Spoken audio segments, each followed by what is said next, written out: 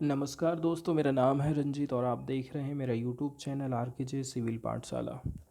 आज है 7 तारीख 2024 और दिन है थर्सडे। आज के न्यूज़पेपर का हम एनालिसिस करने वाले हैं। सबसे पहले द हिंदू के महत्वपूर्ण एडिटोरियल, दो बड़े बड़े एडिटोरियल को देखेंगे। इसके बाद हम इसकी महत्वपूर्ण खबरों को डिस्कस करने वाले हैं।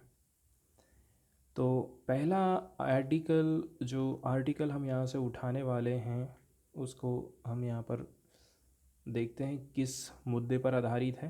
तो पहला जो हमारा मुद्दा रहने वाला है वो है फेक ड्रग्स के ऊपर।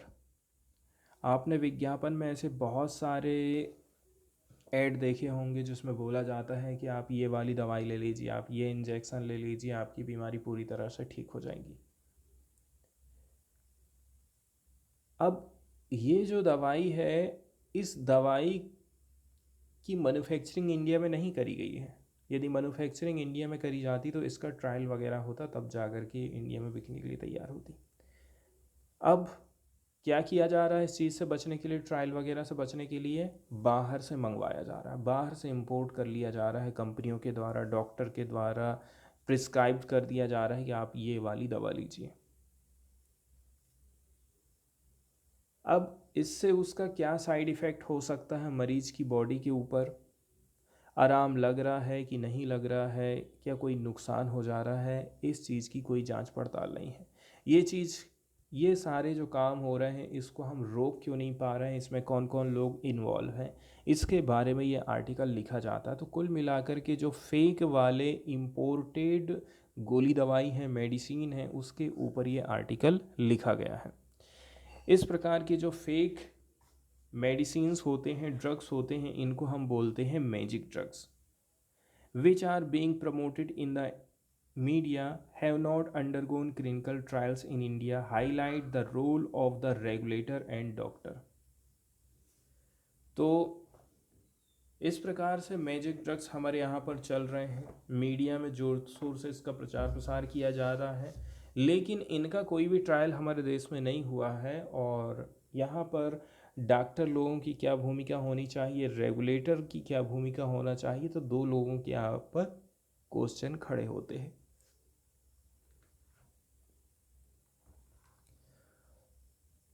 अभी हाल फिलहाल में देखा जाए तो कुछ कुछ मुद्दे काफ़ी न्यूज़ में रहे हैं, जैसे कि बहुत सारे आर्टिकल पब्लिश किए गए हैं मैजिक इंजेक्शन के ऊपर, जो कि गारंटी दे रहा है कि आपका वज़न हम कम कर देंगे, बस एक इंजेक्शन आप लगवा लीजिए। ये वाला डॉक्टर कहेगा, कंपनी बोलेगी, विज्ञापन वाले बोलेंगे और आप हाँ बोल देंगे और आप अपना इलाज चालू करवा देते हैं।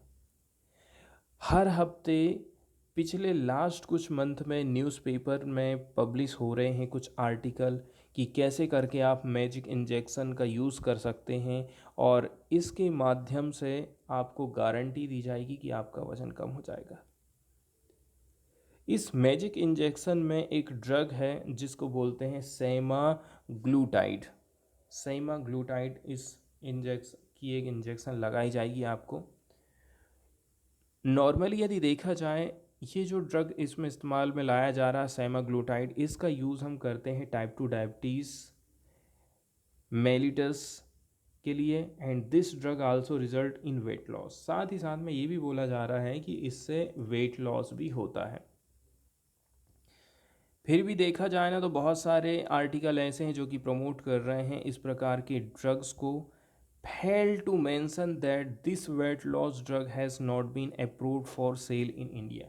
विज्ञापन वाले ये नहीं बताते हैं कि अब ये अप्रूवल नहीं मिला है, इसको इंडिया में नहीं बेच सकते हैं, but is being administered by the doctor to patient who are mostly affluent. इसके बदले में क्या हम देख रहे हैं कि भाई जो धनी लोग हैं, धनी लोगों को प्रिस्क्राइब किया जा रहा है डॉक्टरों के द्वारा कि आप ये दवा लीजिए। प्रेस रिलीज़ किया गया था ग्लोबल फार्मा कंपनीज़ के द्वारा, जिसमें एडवाइस दिया जाता है पेशेंट को कि आप इसका उपयोग मत करिए, इस प्रोडक्ट का इस्तेमाल नहीं होना चाहिए इंडिया में। Do not get any publicity in media. और मीडिया ने इस चीज़ को बिल्कुल भी नहीं बताया लोगों को। इसके अलावा हमारा जो मीडिया है वो इस मामले में भी गिल्टी है कि इसने रिपोर्ट नहीं किया था सिग्निफिकेंट साइड इफ़ेक्ट को। यदि आप इस प्रकार के ड्रग लेते हैं तो आपको ये साइड इफ़ेक्ट हो सकते हैं। अब मीडिया इतना ज़्यादा आगे बढ़ चढ़ के इसकी सेल आउट क्यों कर रहा है? क्योंकि कंपनी मीडिया को पैसा दे रही है और मीडिया को केवल और केवल पैसे से मतलब रहता है। टीवी चैनल, न्यूज़पेपर को, बाकी दुनियादारी से उसको कोई लेना देना नहीं।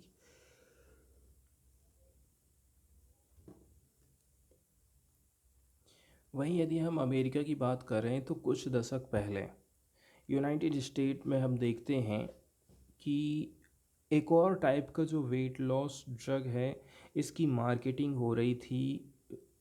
कहाँ पर? यूनाइटेड स्टेट में।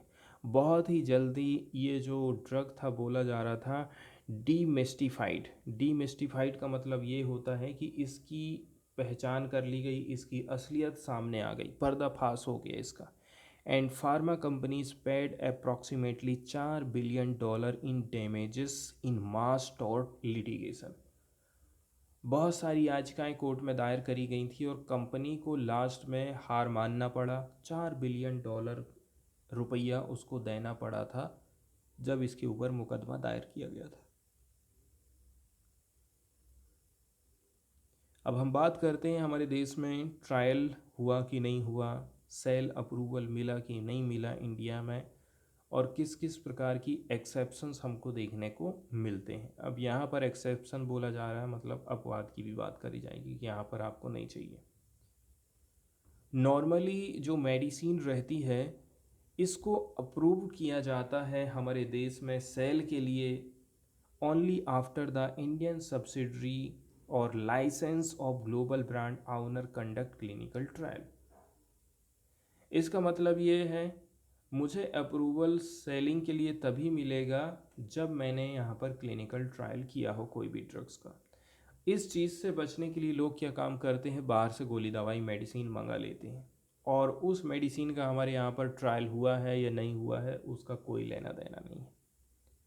एक बार यदि आपको अप्रूवल मिल जाता है तो जो रेगुलेटर है, regulator mandates monitoring and reporting all adverse event for 2 years। अब यहाँ पर रेगुलेटर की भूमिका आ गई है। बोला जा रहा है कि आपके पास में यदि अप्रूवल है, इसके बाद सरकार का जो रेगुलेटर रहेगा वो मॉनिटरिंग करते रहेगा आपकी गोली दवाई का, रिपोर्टिंग करते रहेगा इसके एडवर्स इवेंट्स को 2 साल के लिए।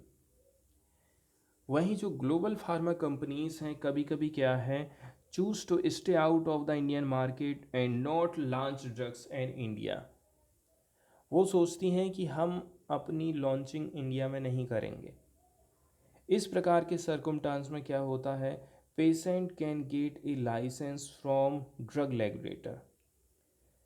इसमें आप क्या काम कर सकते हैं, सरकार को बोलिए कि हमें एक लाइसेंस दीजिए drug regulators based on doctors prescription to import this drug for personal use. आप बोलेंगे डॉक्टर ने मुझे ये गोली दवाई लिखा है, मेरे को आप लाइसेंस दीजिए, मैं इसको बाहर से मंगाना चाहता हूँ। ठीक इसी प्रकार से अस्पताल भी आयात लाइसेंस के लिए आवेदन कर सकते हैं, लेकिन ये नियम लिए इस नियम के संकीर्ण अपवाद हैं कि दवा को भारत में क्लिनिकल ट्रायल में ट्रायल लेने की ज़रूरत है। दवा रेगुलेटर द्वारा अप्रूवल के बाद ही बिक्री के लिए अवेलेबल रहेगा ये नियम कानून, ऐसा नहीं कि हर जगह लागू हो रहा है। इसके बाद आप देखते हैं कि डॉक्टर ने भी हमें प्रिस्क्राइब कर दिया है कि आप ये वाला दवाई बाहर से मंगवा लीजिए। हॉस्पिटल वाला बोल रहा है कि डॉक्टर ये ड्रग लिख रहे हैं तो मैं भी मंगवा लेता हूँ। अब यहाँ पर डॉक्टर लोगों को लेकर के कुछ क्वेश्चन राइज होते हैं। इस बैकग्राउंड में बहुत सारे क्वेश्चन हैं डॉक्टर लोगों के लिए। क्या डॉक्टर लोगों को प्रिस्क्राइब करना चाहिए एक नए ड्रग को जबकि ये ड्रग अप्रूव नहीं हुआ है सेलिंग के लिए हमारे इंडिया में? अप्रूवल मिला ही नहीं है और आप वो गोली दवाई कैसे लिख दे रहे हैं? पहले नंबर की बात तो ये है। सेकेंड नंबर का जो क्वेश्चन उठाया जा रहा है, बोला जा रहा है कि are doctor recommending these drugs. क्या डॉक्टर लोग इस प्रकार के ड्रग रिकमेंड कर रहे हैं या फिर उनके जो क्लाइंट हैं डिमांड कर रहे हैं them based on a new report of miracles? या हो सकता है कि मैं बहुत सारी रिपोर्ट पढ़ते रहता हूँ, बहुत सारी स्टडी सामने आई हैं जिसमें नए नए ड्रग्स की खोज हुई है, और मैं डॉक्टर को बोला हूँ कि मुझे ये वाला ड्रग चाहिए। इस सिचुएशन में डॉक्टर की क्या ड्यूटी बनती है, एंड यहाँ पर क्या इंसेंटिवाइज प्रोवाइड किए जा सकते हैं डॉक्टर को, and how many doctor administering कर रहे हैं इस प्रकार के इंजेक्शंस को, have studies the full scale full effect of these drugs, और क्या डॉक्टर लोगों ने कभी पूरी तरीके से इसके इफ़ेक्ट का सामना किया है कि क्या इसका इफ़ेक्ट पड़ सकता है रोगी के ऊपर। इसके अलावा ऐसे कितने डॉक्टर हैं जिनको ट्रेनिंग प्रोवाइड करी गई है कि आप आइडेंटिफाई कर सकते हैं एंड ट्रीट कर सकते हैं एडवर्स इवेंट्स में। मतलब आपने इंजेक्शन लगा दिया है वज़न कम करने का, यदि इसका साइड इफ़ेक्ट हो जाता है रोगी के ऊपर तो उस चीज़ को क्या आप हैंडल कर पाएंगे, इसके लिए डॉक्टर लोगों को ट्रेनिंग दी गई है कि नहीं दी गई है। साथ ही साथ में डॉक्टर लोग क्या ये भी नहीं जानते हैं that it is very likely that client will be using illegally imported drugs as the drugs are not yet approved for sale in India. तो क्या आपको ये भी नहीं पता है डॉक्टर लोगों को कि क्या ये मरीज जो अप्रूवल नहीं मिला है ऐसी गोली दवाई को ले रहा है, ये चीज़ कभी उसको पता है कि नहीं पता है, यहाँ पर ये क्वेश्चन उठ करके सामने आता है। Recently imported drugs such as Adcetris की हम बात कर रहे हैं। अभी हाल फिलहाल में ये ड्रग्स जो इम्पोर्ट किया गया था, मंगवाया गया था, एक ऐसा ड्रग है जिसका यूज़ किया जाता है टाइप ऑफ ब्लड कैंसर्स के लिए। इसने भी फर्दर अटेंशन ला दिया है इस इशू को लेकर के। इसके बाद जो ड्रग रेगुलेटर है, केवल और केवल ड्रग रेगुलेटर इशू करता है एक अलर्ट को regarding spurious drugs after the World Health Organization did so in September 2023। हम ऐसा क्यों कर पाए हैं, हम नोटिस क्यों भेजे हैं, क्योंकि WHO ने भी ऐसी नोटिस जाहिर किया था। लेकिन ये जो अलर्ट है काफ़ी देर से आई है, by 2 years as the arrest made by the Mumbai police in October 2021 में मुंबई पुलिस ने उसको अरेस्ट कर लिया है इस अपराध के लिए। लेकिन आप अलर्ट कब भेज रहे हैं, 2023 में। इसका मतलब ये है कि आप 2 साल तक कुछ नहीं कर पाए हैं। इसमें रेगुलेटर की भूमिका के ऊपर क्वेश्चन खड़ा होता है।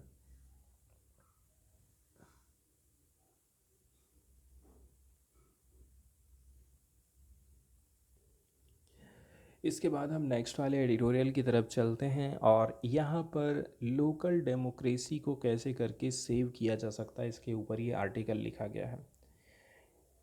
लोकल डेमोक्रेसी का अर्थ यहाँ पर ऐसा है कि आज के समय में लोकल लेवल पर हम मतलब हम बात कर रहे हैं नगर पालिका नगर निगम लेवल पर, पंच सरपंच लेवल तक की, ग्राम पंचायत तक की हम बात कर रहे हैं। साथ ही साथ में हम बात करेंगे राज्य सरकारों के केंद्र सरकार के साथ में कैसे रिलेशनशिप आज के समय में चल रहे हैं। पार्टिकुलरली ऐसे राज्यों की हम बात करें जैसे कि दिल्ली की हम बात कर रहे हैं, केंद्र शासित प्रदेश है, साथ ही साथ में वहाँ पर विधानसभा भी है। इसका मतलब ये है वहाँ पर जनता द्वारा चुनी हुई सरकार का प्रतिनिधि भी बैठा है, वहाँ पर मुख्यमंत्री भी बैठा है।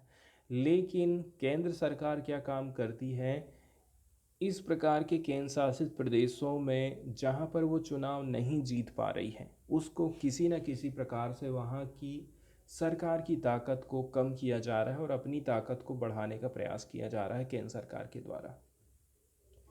ज़्यादातर जगहों में ऐसा हो रहा है कि जो राज्यपाल हैं, राज्यपाल और मुख्यमंत्रियों के बीच में विवाद चल रहा है ऐसे राज्यों में जहाँ पर बीजेपी की गवर्नमेंट नहीं है। राज्यपाल एक प्रकार से केंद्र सरकार का बीजेपी का एजेंट के रूप में काम करता है, और कैसे भी करके वो सोचता है कि मैं यहाँ पर सरकार गिरा दूँ और अपनी बीजेपी की सरकार मेरे को लाना है। आज के समय में राज्यपाल का काम यही रह गया है। लेकिन जिस प्रकार से राज्य और राज्यपाल का संबंध चल रहा है, ठीक इसी प्रकार का संबंध राष्ट्रपति और प्रधानमंत्री के बीच में होना चाहिए, तो ऐसा हमको दिखाई नहीं देता है। यहाँ पर हम कैसे करके लोकल डेमोक्रेसी को बचा सकते हैं। पार्टिकुलरली सुप्रीम कोर्ट में अभी हाल फिलहाल में एक निर्णय आया है जिसमें आम आदमी पार्टी की जो एक कैंडिडेट हैं उनके कुछ वोटों को अवैध घोषित कर दिया गया था। सुप्रीम कोर्ट में ये सुनवाई चली, इसके बाद आम आदमी पार्टी के कैंडिडेट को विजयी घोषित कर दिया गया। क्यों? क्योंकि यहाँ पर चुनाव में धांधली हुई थी, उसका एक वीडियोग्राफ आया था। और उन्होंने क्या बोल दिया कि इनने यदि 20 सीट जीते हैं आम आदमी पार्टी की तरफ से, तो 20 में से तो 8 बोल रहे हैं कि इनके वोट अवैध थे। अवैध घोषित कर दिया उन्होंने। कैसे करके? धांधली करके। और उस धांधली का वीडियो सामने आया गया था। और जाहिर सी बात है, अब फिर से चुनाव तो करवा नहीं सकते। अब सीधे सीधे आम आदमी पार्टी को ही विजय घोषित कर दिया गया था। इसके ऊपर ये आर्टिकल लिखा गया है। आम आदमी पार्टी के कैंडिडेट को वैलिडली बोल दिया गया है कि आप इलेक्टेड मेयर हैं ऑफ द चंडीगढ़ म्यूनसिपल के। 20 फरवरी को 3 जज की बेंच ने, सुप्रीम कोर्ट ऑफ इंडिया के चीफ जस्टिस को लीड कर रहे थे, इन्होंने यूज किया था अपनी प्लेनरी पावर्स को और डिक्लेयर कर दिया था कुलदीप कुमार को, आम आदमी पार्टी कैंडिडेट को, क्या, मेयर के रूप में, as the validly elected mayor of the Chandigarh municipal corporation. और इसमें उन्होंने देखा था कि सीसीटीवी विजुअल्स बता रही थी कैसे करके जो प्रिसाइडिंग ऑफिसर है उसने वोट को चेंज किया, डिफेज किया था कुछ बैलेट पेपर्स को मेयर के पोल्स में। और यहाँ पर आप देख सकते हैं जो स्टोरी ऐसी रही थी कि आम आदमी पार्टी के 13 वोट हो गए, कांग्रेस के 7 पार्षद को मिलाकर के इनका जो वोटों का आंकड़ा है ना वो 20 हो गया था। अब सब वोटिंग सब हो गई। इसके बाद बोलने लगे अधिकारी लोग कि कांग्रेस और आपके उम्मीदवार के जो वोट पड़े हैं 20 में से 8 रिजेक्ट हो गए। रिजेक्ट हुए नहीं थे, रिजेक्ट कर दिए गए थे। उसका वीडियो यहाँ पर सामने आया था। कोर्ट ने ये बोला कि भाई ऐसी कंडीशन में तो मुझे अपनी स्पेशल पावर जो कि आर्टिकल 142 में दी गई है, इसको यदि मैं इस्तेमाल कर रहा हूँ तो ये एकदम सही है और इसके माध्यम से हम डेमोक्रेसी को बचाने की कोशिश कर रहे हैं। अब यहाँ पर दिक्कत खड़ी हो जाती है दल बदल कानून को लेकर के। नेशनल लेवल पर, स्टेट लेवल पर तो दल बदल को रोकने के लिए कानून बनाए गए हैं, लेकिन नगर निगम लेवल पर, पंच सरपंच लेवल पर ऐसे कोई भी कानून नहीं लाए गए हैं। लेकिन कुछ कुछ स्टेट ऐसे हैं जिन्होंने नगर पालिका, नगर निगम के लेवल पर यदि कोई व्यक्ति अपनी पार्टी को चेंज करता है तो उसको एक दंडनीय अपराध बनाया है। इस निर्णय को सुनाने के पहले ही हम देखते हैं कि आपके जो काउंसलर्स हैं ये कहाँ के थे? चंडीगढ़ के थे। तो आम आदमी पार्टी के जो काउंसलर हैं चंडीगढ़ के, इन्होंने ज्वाइन कर लिया था बीजेपी को। With the help of this defection BJP candidate won the election to the post of deputy and senior deputy mayor. इसके बाद क्या हो गया? एक व्यक्ति चला गया कहाँ? बीजेपी में। बीजेपी ने इलेक्शन जीत लिया था deputy and senior deputy mayor की पोस्ट का, जो कि 4 तारीख को हेल्ड किया गया था, आयोजित किया गया था। अब ऐसा हो गया है कि बीजेपी के पास में मेजॉरिटी आ गई है। कहाँ पर? काउंसिल में। And mayor possessing limited independent power. अब मेयर के पास में क्या हो गया है ना, अपनी खुद की पावर कम हो गई है।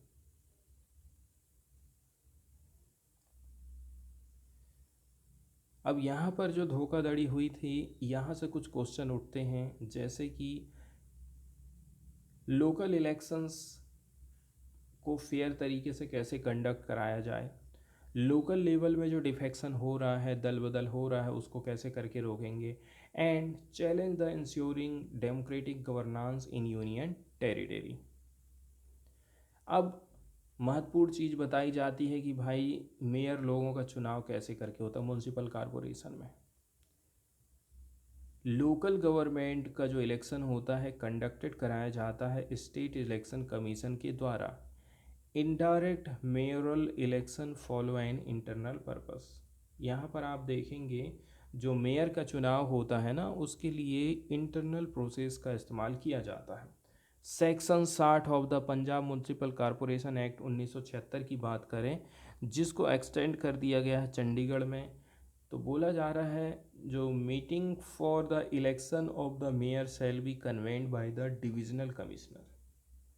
मीटिंग को कौन बुलाएगा? डिविजनल कमिश्नर बुलाएगा, जो कि नॉमिनेट करता है एक काउंसलर को, who is not a candidate for the election, जो कि इलेक्शन के लिए कैंडिडेट नहीं है, और यही मीटिंग की अध्यक्षता करता है। मतलब शुरुआत कहाँ से हो रही है? डिविजनल कमिश्नर से। डिविजनल कमिश्नर ने बना दिया है एक तो काउंसिलर को, और वही काउंसलर यहाँ का मुखिया बन गया है। अनिल वसीह बन गए हैं नॉमिनेटेड काउंसिलर। इनको नॉमिनेट किया गया था as the presiding officer of the meeting to elect the mayor, और यही फिर मेयर को इलेक्ट करती। यहाँ पर समस्या ये आ गई है कि नगर पालिका कानून नौकरशाही को मेयर के चुनाव की अध्यक्षता के लिए किसी भी पार्षद को नियुक्त करने की अनुमति दे दिया है। मतलब मुखिया बनाने के लिए सबसे पहले तो नौकरशाही का सहारा लिया गया, नौकरशाही का सहारा लेने के बाद मेयर को चुना गया, और वहाँ से फिर एक जन को बना दिए हैं मुखिया।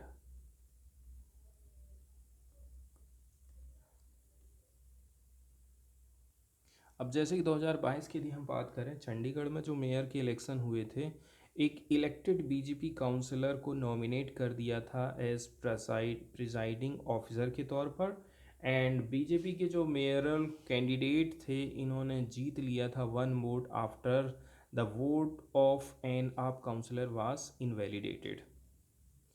इस बार कौन सी सावधानी रखी गई थी? तो ये आप देख सकते हैं, इस बार वीडियो रिकॉर्डिंग का सहारा लिया गया था।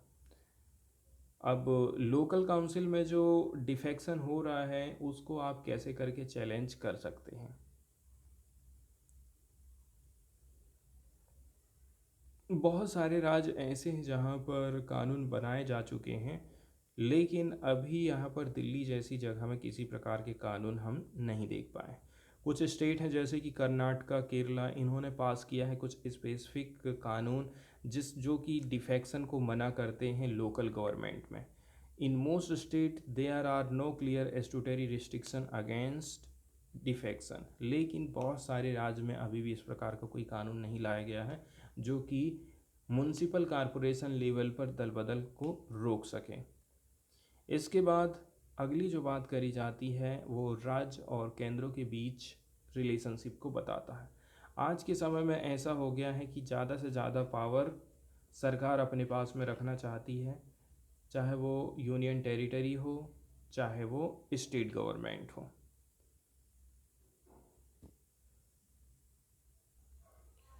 इसके बाद वाली जो न्यूज़ हम देखने वाले हैं वो जिम कॉर्बेट नेशनल पार्क से रिलेटेड है। हाल फिलहाल में देखा जाए, एक न्यूज़ हम देखे हैं, भारतीय वन सर्वे की एक रिपोर्ट आई थी, इसमें बोला गया है कि कॉर्बेट टाइगर रिजर्व में प्रस्तावित पखरो टाइगर सफारी परियोजना के लिए 6000 से भी ज़्यादा पेड़ पौधे आपने काटे हैं। और एफएसआई ने बोला है कि सफारी परियोजना के लिए सीटीआर के अंतर्गत जो एरिया है वो है 21 हेक्टेयर का एरिया अनुमानित है। बोला जा रहा है कि पखरू टाइगर सफारी 106 हेक्टेयर क्षेत्र में फैला रहेगा, और जब ये पूरा हो जाएगा ना, तो राज्य का पहला टाइगर सफारी होगा जिसमें बाघों की दर्शनीयता 100% रहेगी, ऐसा यहाँ पर बोला जा रहा है। यदि हम जिम कॉर्बेट नेशनल पार्क की बात करें तो ये उत्तराखंड के नैनीताल ज़िले में लोकेटेड है। 1973 में प्रोजेक्ट टाइगर की शुरुआत कॉर्बेट नेशनल पार्क से ही हुई थी। मतलब भारत का पहला राष्ट्रीय उद्यान यही है जो कि कॉर्बेट टाइगर रिजर्व का एक हिस्सा है। इस राष्ट्रीय उद्यान की स्थापना 1936 में हैली नेशनल पार्क के रूप में की गई थी, जिसका उद्देश्य था बंगाल टाइगर की संख्या जो कम हो रही है उसको हम रोक सकें। इसका नाम जिम कॉर्बेट के नाम पर रखा गया, जिन्होंने इसकी स्थापना में महत्वपूर्ण भूमिका निभाई थी। इसके मुख्य क्षेत्र में कॉर्बेट राष्ट्रीय उद्यान, जबकि बफर जोन में आरक्षित वन, साथ ही सोन नदी वन्यजीव अभ्यारण्य भी इसमें आ जाते हैं। रिजर्व में यदि आप घूमने जाते हैं तो देखेंगे पूरा ये पहाड़ी एरिया है, शिवालिक और बाह्य हिमालय के अंतर्गत ये आता है, यहाँ पर ये इम्पोर्टेंट लोकेशन हो जाती है।